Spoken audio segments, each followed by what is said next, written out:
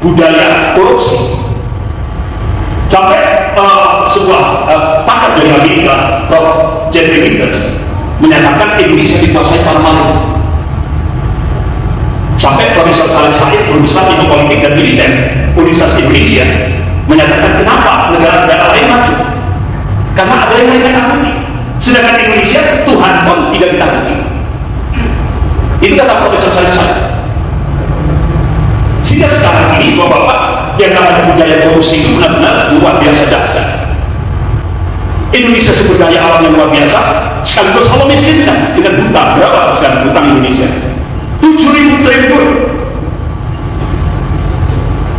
Jadi 7.000 triliun dibagi 275 juta penduduk Indonesia, berarti per orang nanggung hutang negara itu per orang. Bagi yang baru lahir sekarang itu sudah nanggung hutang 25 juta, ya sekitar 400 sekian gitu. Sementara nenek saya ini situ bodoh, dia lapar, akhirnya masuk hutan ngambil kayu 1 batang, langsung divonis penjara 1 tahun. Sementara yang koruptor 16 triliun bebas. Kenapa? Dia bisa beli polisi, bisa beli jaksa, bisa beli hakim. Di Indonesia koruptor dipotong masa tahanannya dengan remisi, akhirnya ya cepat bebas. Bahkan hukuman kepada ulama dengan hukuman kepada koruptor lebih berat hukuman kepada ulama di Indonesia. Jadi koruptor itu lebih mulia dari ulama. Ini sekarang di Indonesia, tren ya sekarang di Indonesia.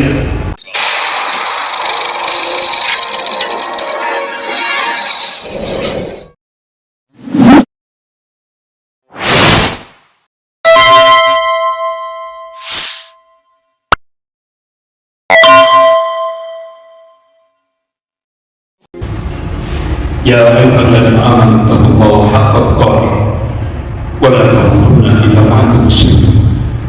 Ya ayyuhan nasu ittaqu rabbakum alladzi khalaqakum min nafsin wahidah wa khalaqa minha zawjaha wa batha minhuma rijalan katsiran wa nisaa wattaqullaha alladzi tasaaluna bihi wal arham innallaha kana 'alaykum raqiba. Ya ayyuhalladzina amanu taqullaha wa qulu qawlan sadida يصلح لكم أعمالكم ويغفر لكم ذنوبكم ومن يطع الله ورسوله فقد فاز فوزا عظيما. أما بعد فإن أصدق الحديث كتاب الله وخير الهدي هدي محمد صلى الله عليه وسلم وشر الأمور محدثاتها وكل محدثة بدعة وكل بدعة ضلالة وكل ضلالة في النار. Masyaallah muslimin rahimakumullah. Kita melanjutkan bahasan kita tentang yang lalu sudah kita bahas bagaimana Indonesia sekarang dicengkram oleh 2 negara superpower, 2 negara adidaya, yaitu China dan Amerika. Bagaimana kita lihat gerakan penghancuran generasi Indonesia benar-benar sudah nyata di hadapan kita, bahkan terstruktur, sistematis dan masif sekali. Kenapa 2 negara adidaya ini mempelopori untuk merusak generasi Indonesia? Karena mereka paham untuk menguasai Indonesia rusak dulu generasinya, sehingga ke depan Indonesia dengan mudah dicengkram oleh 2 kekuatan adidaya. Jadi keprihatinan kita bagaimana nanti anak cucu kita ke depan, tantangan yang berat. Bapak, ibu yang dimuliakan Allah Subhanahu wa Ta'ala, benar-benar krisis moral ini menjadi perhatian, harus menjadi perhatian kita bersama. Belum lagi budaya korupsi. Sampai sebuah pakar dari Amerika, Prof. Jeffrey Winters, menyatakan Indonesia dikuasai para maling. Sampai Profesor Salim Said, guru besar ilmu politik dan militer Universitas Indonesia, menyatakan kenapa negara-negara lain maju? Karena ada yang mereka takuti. Sedangkan Indonesia Tuhan pun tidak ditakuti. Itu kata Profesor saya. Sehingga sekarang ini bapak-bapak, yang namanya budaya korupsi itu benar-benar luar biasa dahsyat. Ini apa sih? Penyebabnya itu apa? Allah ingatkan dalam surah An-Nahl ayat 112. A'udzubillahi minasyaitonir rajim. Wa darallahu mathalan qaryatan kanat aminatan mutma'innah ya'tiha rizquha ragadan min rabbihha fakafarat bi'an'amillah fataqallaha bibasal wal khawf bima kanu yasna'un. Allah memberikan perumpamaan akan sebuah negeri yang dulunya aman, tenang, tentram, rezekinya melimpah ruah dari segala penjuru dan segala tempat. Fakafarat bi'an'amillah, tapi saya penduduk negeri ini ingkar akan nikmat-nikmat Allah. Ketika agama dipinggirkan, akhirnya padahal libasal wal khawf, akhirnya Allah pakaikan negeri ini pakaian al-ju, kemiskinan, mental miskin. Apa kalau mental miskin ini? Budaya korupsi, mental miskin. Coba ayat surah An-Nahl ayat 112 ini kalau kita korelasikan di Indonesia. Indonesia itu sumber daya alamnya masya Allah luar biasa, gemah limpah wah sinar, toto tentrem tertawa. Tapi saya begitu memingkirkan agama, akhirnya apa yang terjadi? Allah miskinkan. Nyata itu. Indonesia sumber daya alam yang luar biasa, sekaligus Allah miskinkan dengan hutang. Berapa sekarang hutang Indonesia? 7.000 triliun. Jadi 7.000 triliun dibagi 275 juta penduduk Indonesia, berarti per orang nanggung hutang negara itu per orang bayi yang baru lahir sekarang itu sudah nanggung hutang 25 juta, ya sekitar 400 sekian gitu. Bayi lahir sudah nanggung hutang. Karena apa? Hutang negara yang wajib bayar itu adalah rakyat, bukan eksekutif, bukan. Rakyat yang bayar lewat pajak. Jadi seperti itu. Kita bisa bilang ini korupsi yang sampai bawah putih saja melibatkan menteri. Korupsi bawah putih, impor, sudah impor dikorupsi. Sempat ada perjanjian di parlemen, siapa yang korupsi pada masa pandemi hukumannya mati. Itu sudah agreement. Tidak tahunya begitu pandemi yang korupsi baru diri menteri sosial yang di koran-koran itu cuma berapa triliun, pada Pak Novel Baswedan KPK menyatakan yang dikorupsi 100 triliun. Akhirnya apa? Jadi hukuman mati? Nggak jadi, karena yang melakukan korupsi baru diri. Akhirnya agreement tadi, perjanjian yang ada di parlemen batal, tidak jadi dihukum mati. Sementara nenek saya ini situ Bondo, dia lapar, akhirnya masuk hutan ngambil kayu 1 batang, langsung divonis penjara 1 tahun. Sementara yang koruptor 16 triliun bebas.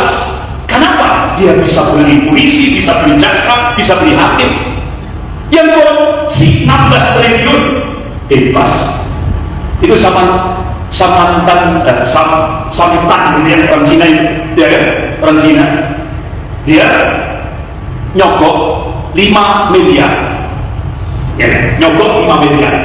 Akhirnya oleh Mahkamah Agung dibalas lewat WhatsApp ucapan terima kasih dengan sokongan 5 miliar. Nggak ada jawaban dari samantan tadi, orang Cina itu. Nah, akhirnya Mahkamah Agung memutuskan ini bukan korupsi karena tidak menjawab, tidak ada balasan WA-nya, tidak dijawab. Berarti ini bukan korupsi, itu hadiah 5 miliar. Akhirnya diputuskan di pengadilan tipikor bebas, padahal samintan orang Cina ini DPO KPK. Inilah wajah hukum di Indonesia. Sekarang pakar-pakar hukum di Indonesia menyatakan ini yang paling rusak usaha sekarang. Ini pakar-pakar hukum pidana. Sampai pimpinan pusat Muhammadiyah, Profesor Haidar Nasir. Selama ini kan Muhammadiyah jihad konstitusi. Beliau menyampaikan sekuat apapun jihad konstitusi yang dilakukan oleh Muhammadiyah, hasilnya akan oligarki kekuasaan. Oligarki itu apa? Kekuasaannya dipegang oleh Cina, dikuasai oleh Cina. Di Indonesia koruptor dipotong masa tahanannya dengan remisi, akhirnya ya cepat bebas.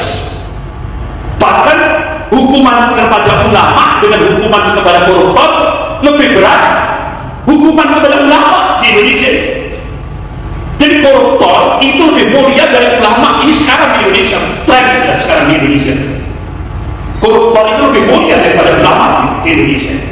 Ini benar kata Joyoboyo, zaman edan, neo-edan, orang ketumban. Tapi bejo-bejone wong kang ini lan waspada. Itu kata Joyoboyo. Tapi sebenarnya menurut konsep Islam itu bukan zamannya yang edan, tapi orangnya yang edan. Jadi sekarang ini masanya juga zamannya. Jadi orang itu harus edan dulu, baru dapat. Nah seperti itu. Bapak, ibu yang dirahmati Allah. Jadi benar-benar kalau kita simpulkan bahwa Bapak Ibu yang dirahmati Allah, faktor akidah ini dalam dunia pendidikan kita. Jadi pijakan dasar pendidikan sekarang itu ke arah ideologi materialistik yang menjadikan agama tidak lebih dan lengkap atau dipinggirkan sama sekali. Jadi sebenarnya faktornya itu akidah. Bahkan ketika kita memotret potret global penghancuran generasi muda Islam di Indonesia atau kontemporer kekinian, yang pertama, teknologi informasi sekarang ini mendominasi kehidupan masyarakat kita. Bahkan sekarang dunia ini sudah seperti global village, sebuah desa yang kecil dengan kemajuan teknologi informasi. Apa yang terjadi di Amerika Latin kita bisa mengakses hitungan detik. Jadi sekarang dunia itu semakin mengecil dengan kemajuan teknologi informasi.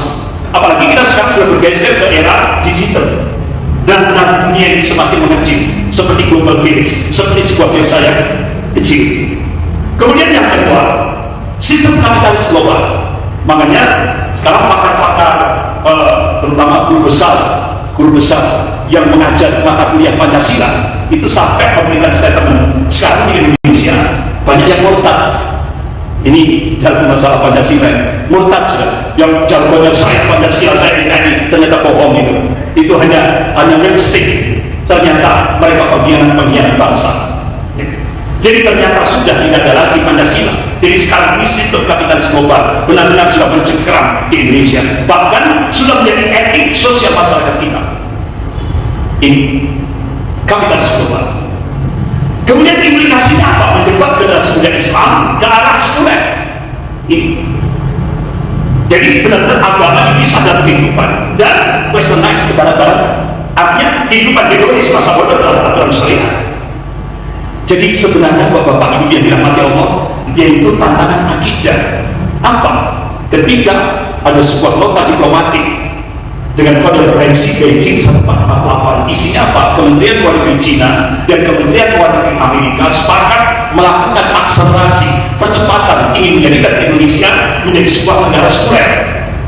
Apa sih sekulerisme? Sekulerisme itu adalah ideologi kufur yang bertujuan menjauhkan peran agama dalam kehidupan dunia. Jadi sekulerisme itu merupakan ideologi yang ingin mewujudkan dominasi dunia pada semua sisi kehidupan, politik, ekonomi, sosial, bahkan politik sekarang. Kapolri akan membentuk satgas, akan melakukan perlawanan politik identitas. Jadi kita nggak boleh berpolitik menurut agama kita, nggak boleh. Sekarang di Indonesia akan berhadapan dengan polisi. Polisi akan bentuk satgas. Jadi agama harus dipisah dari politik. Agama harus dipisah dari ekonomi, agama harus dipisah dari sosial, agama harus dipisah dari moral, agama harus dipisah dari konstitusi. Makanya Profesor Dr. Judian Wahyudi, Kepala Badan Pembinaan Ideologi Pancasila, mengatakan minta kepada umat Islam se-Indonesia untuk melepaskan keterikatan pada Al-Quran dan As-Sunnah, rubah mindsetnya, yaitu ketaatan pada konstitusi ciptaan manusia. Ini sampai seperti ini. Kalau dulu Bapak Ibu, kalau dulu itu musuhnya Pancasila itu PKI, itu musuhnya Pancasila kan dulu, PKI. Sekarang musuhnya Pancasila agama, dibalik sekarang musuhnya Pancasila agama.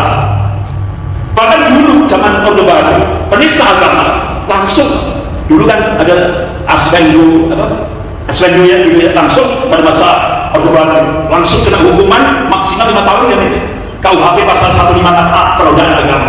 Sekarang penista agama dilindungi oleh negara, digaji oleh negara dari APBN. Penista agama. Inilah realitas kehidupan sekuler. Jauh dari perintah agama serta larangan-larangan. Sahabat Semina, ini tokoh Kristen dunia. Dia menyatakan Semenanjung Arabia adalah tempat lahirnya Islam dan hingga kini masih merupakan ancaman yang berbahaya bagi agama Kristen. Jadi sahabat Semina ini seorang kafir yang kafir. Apa kafir yang kafir? Jadi kebenciannya terhadap Islam itu ditampakkan. Itu kafir yang kafir. Jadi dia mengatakan di dalam mata rantai peradaban Barat, gerakan misi Kristen mempunyai 2 tugas, yaitu menghancurkan peradaban Islam dan meminta kembali dalam bentuk peradaban Barat. Nah, dengan penghancuran peradaban Islam dimaksudkan menjauhkan seorang Muslim dari agamanya, sekalipun hanya berbentuk pencemaran akidah, atau kalau bahasa kita tasbih, pendangkalan akidah. Sedangkan pemindahan kembali berarti menjadikannya dalam bentuk lain, boleh kita katakan sebagai orang munafik, fasik atau murtad dari agamanya. Dan ini cita-cita mereka. Dan sekarang cita-cita mereka ini katanya penghancuran moral seorang Muslim tersebut dan kepribadiannya atau saksiannya itu bisa ditebus lewat ajaran sekuler. Ternyata berhasil sekarang.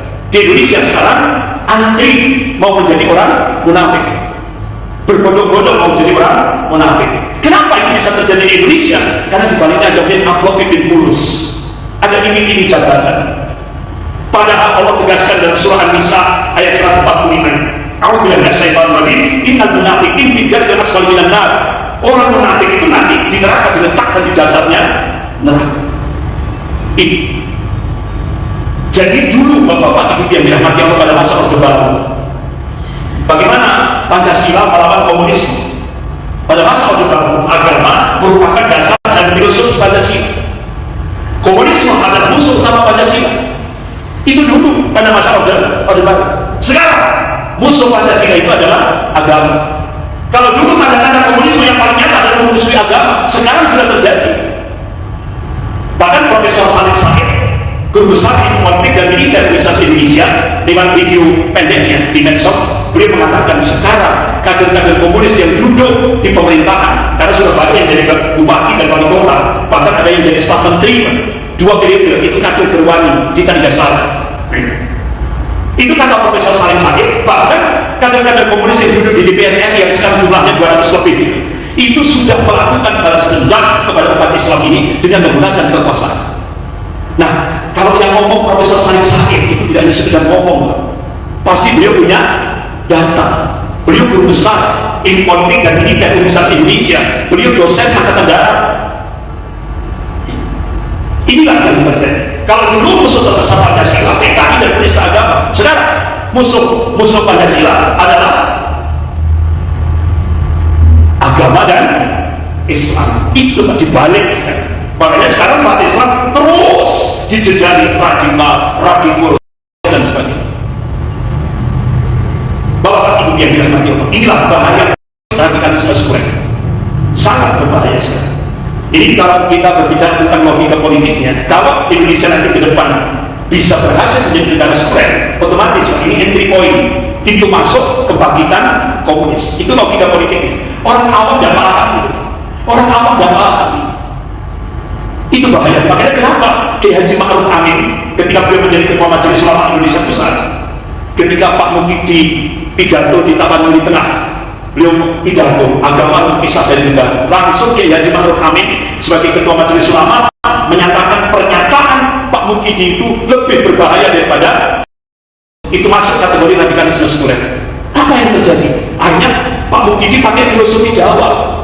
Gimana? Monggo botomo di pangku mati. Akhirnya Kiai Ma'ruf di pangku itu loh mati.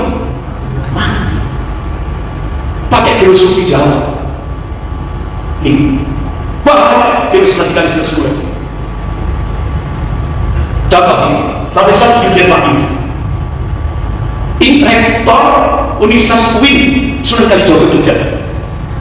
Saya baca jejak beliau, kitab-kitab bahasa Arab, kitab-kitab yang ditulis oleh ulama-ulama Ahlus Sunnah yang top, itu pasti penerjemahnya Pak Yudian Wahyudi, penerbitnya penerbit top di Indonesia, pasti penerjemahnya Pak Yudian Wahyudi. Beliau ini produktif sekali.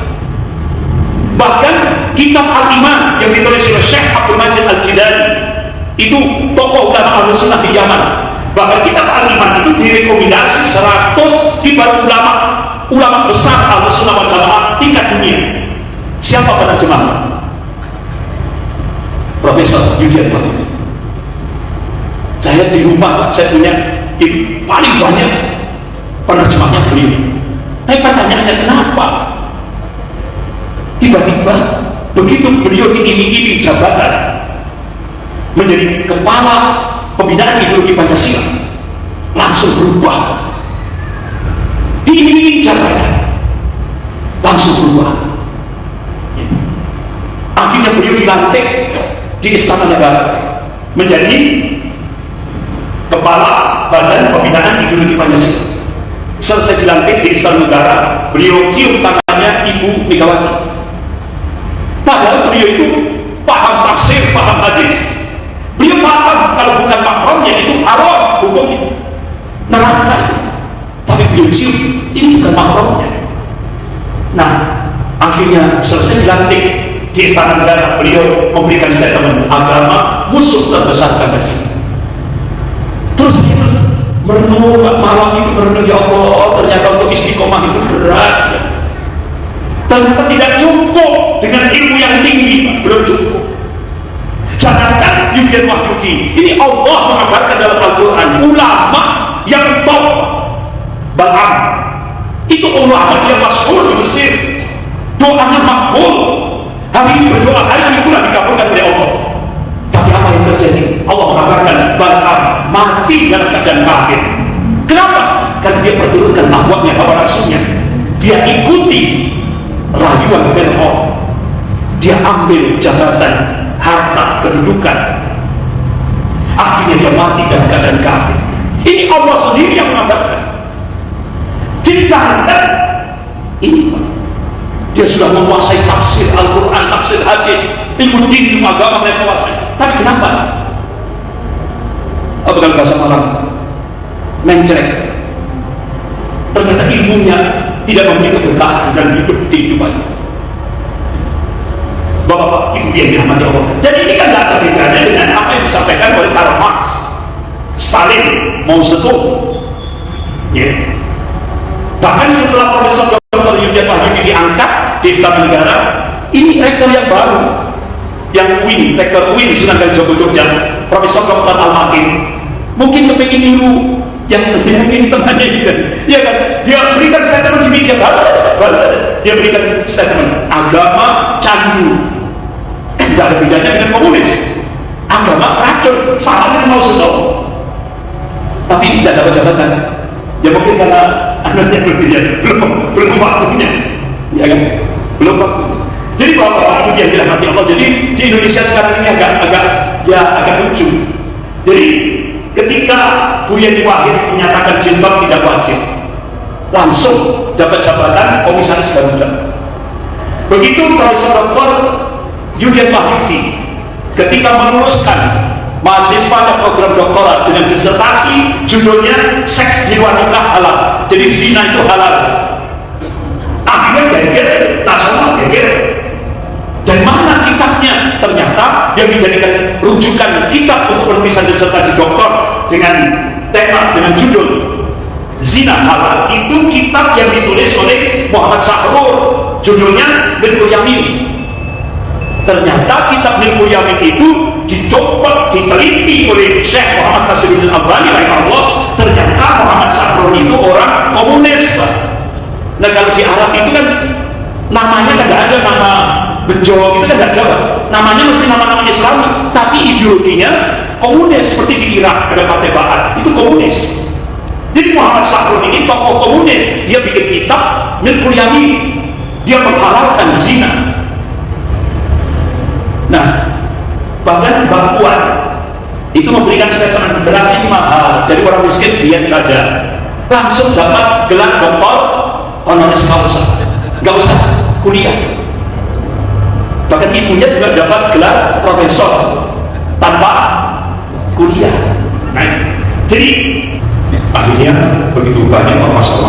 Islam, tokoh-tokoh Islam mencoba memberikan nasihat kepada Profesor Yudhian Wahyudi.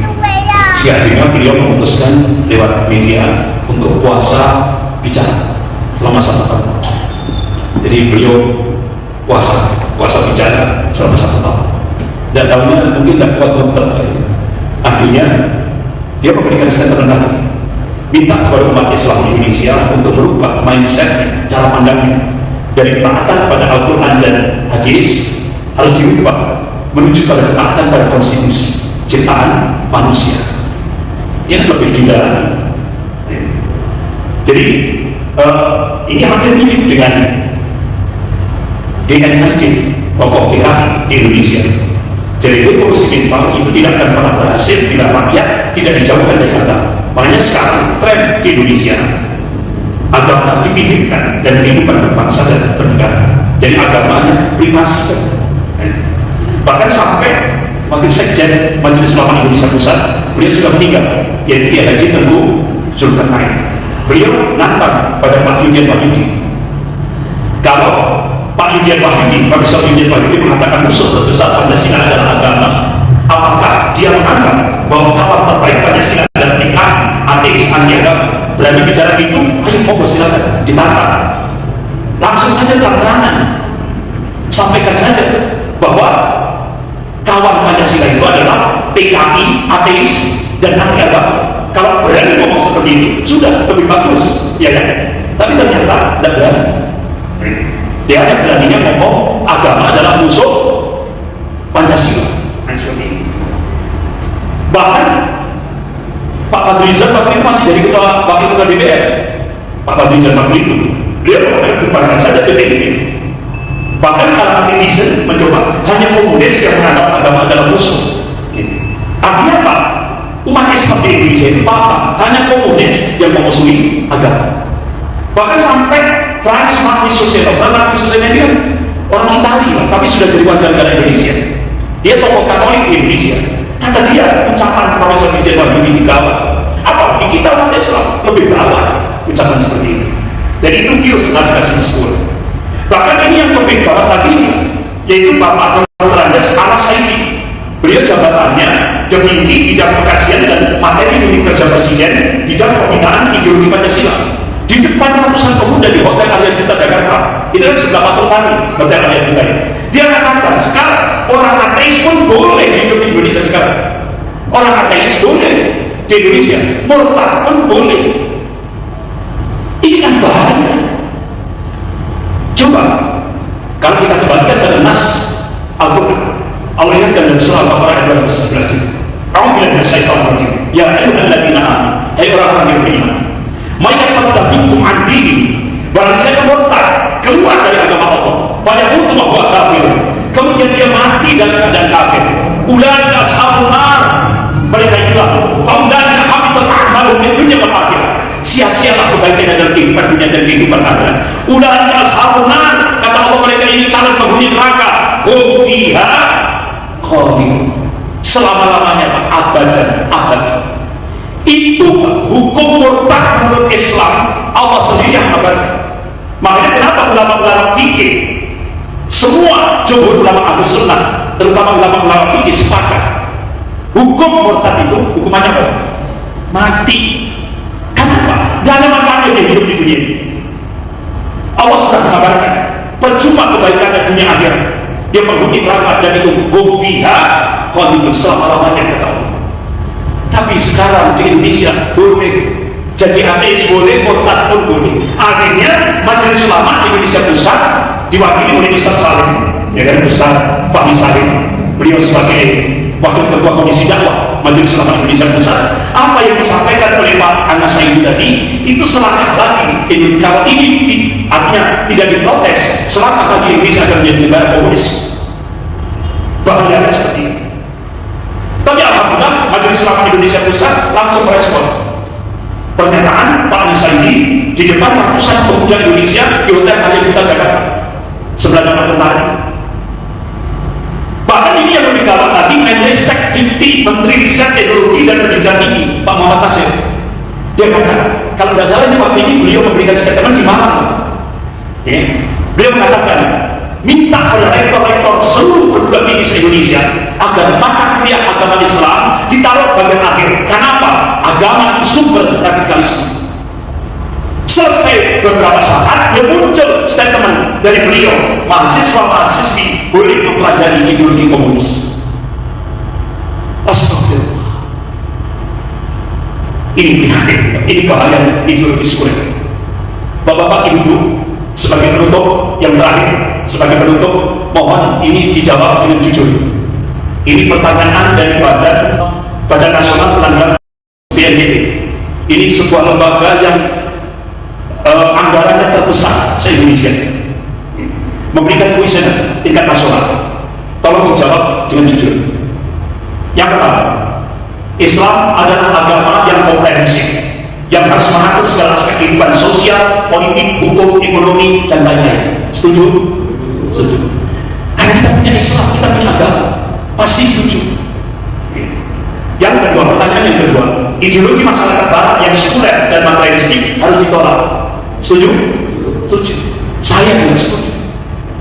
Yang ketiga, mengajak umat Islam bukan yang lain, umat Islam untuk kembali kepada Islam.